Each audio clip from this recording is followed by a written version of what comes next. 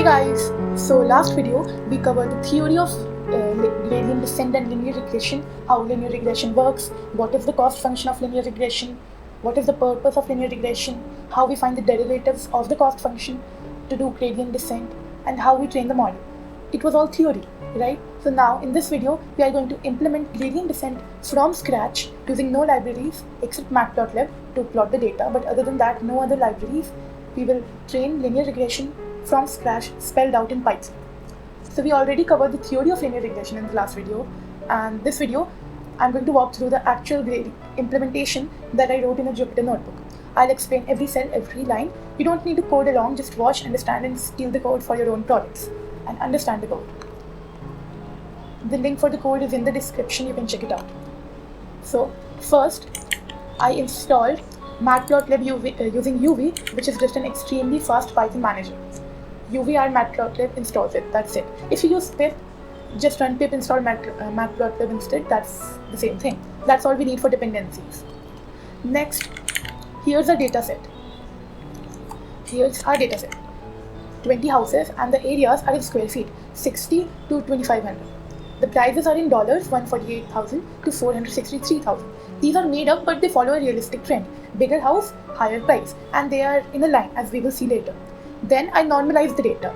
Areas get divided by 1000, so 600 becomes 0.6, 2500 becomes 2.5. Prices get divided by 10,000, so 148,000 becomes 14.8, 63,500 becomes 46.35. Normalization keeps the numbers small and in a reasonable range.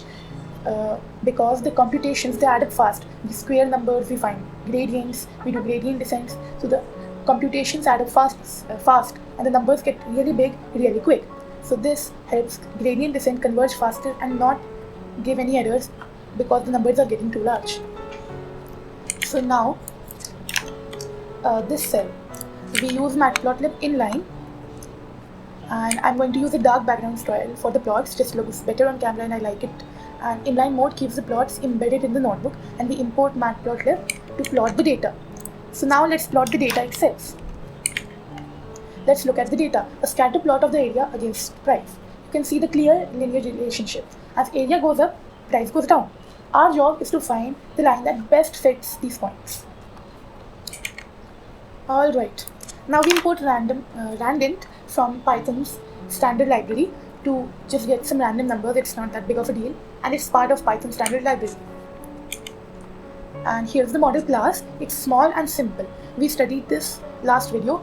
The actual model which we will train, and this is a linear regression model, we will train this using the mean squared error cost function and gradient descent. The constructor the constructor function takes an optional W and B parameters. If you provide them, it uses them. If not, it picks random integers between 1 and 10.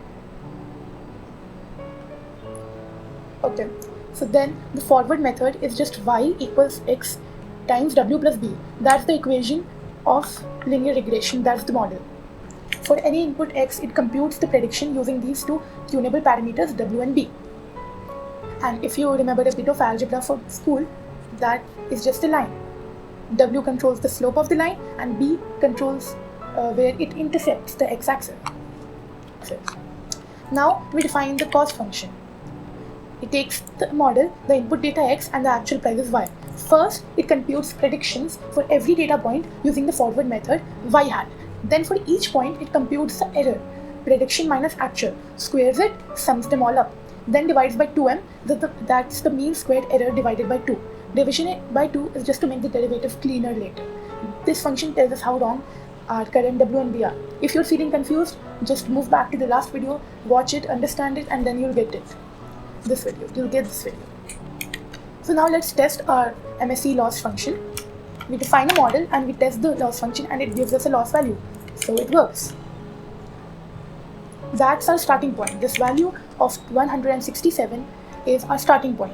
It defines how bad our model is doing at the start. Gradient descent is going to bring this number down to nearly 0, which means that the model will have an extremely high accuracy. Next, this function computes the gradients. So first loop, it gets the predictions, and the second loop, for each point it computes the error, prediction minus actual value. The gradient with respect to w is the error times x, the gradient with respect to b is just the error. We sum them up and divide them by n.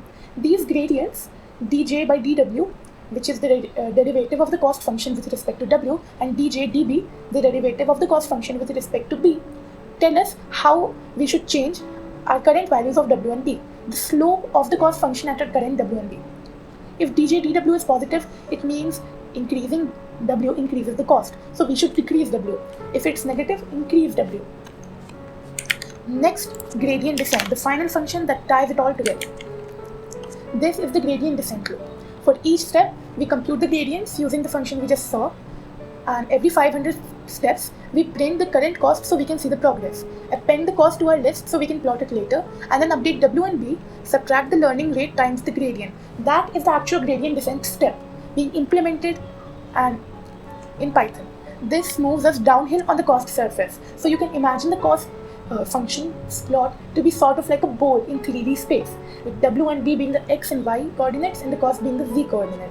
So it's a sort of bowl, and you have to reach the extreme bottom of that bowl to find the lowest cost and the best accuracy for the model.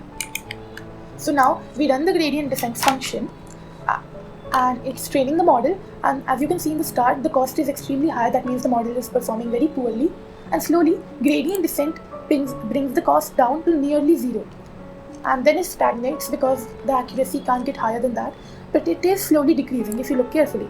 It was 0.06, then 0.05, 0.04, so it is decreasing. We have not reached an optimal solution yet, and it keeps going down. The cost keeps going down. It starts from about 310 and it reaches 0.01. That's gradient descent at work. You see how the cost goes down so fast? And that's gradient descent at work, and the model is learning. The lower the cost, the higher the accuracy. That's how this works. Next, we plot the costs, and that's our learning curve. So as you can see right now, it looks super flat, like it jumps down to nearly zero and it stops. So let's plot the costs till 1000. So you can see that the cost is going down over time, and if you plot them, yeah, this is a much better curve to show how this works. So the cost, it goes down increasingly fast for a while, and then it stagnates since the model reaches a nearly optimal solution. Then the steps change, the w and b less and less, and the values of w and b shift less, and slowly but surely we reach an optimal solution. Then it drops fast in the beginning. That's the model quickly finding a decent w and b, and then it flattens out as it fine-tunes. That smooth downward curve means gradient descent is working correctly. If you ever see it going up and down or oscillating, your learning rate is too high. The model is not able to converge because your learning rate is way too high.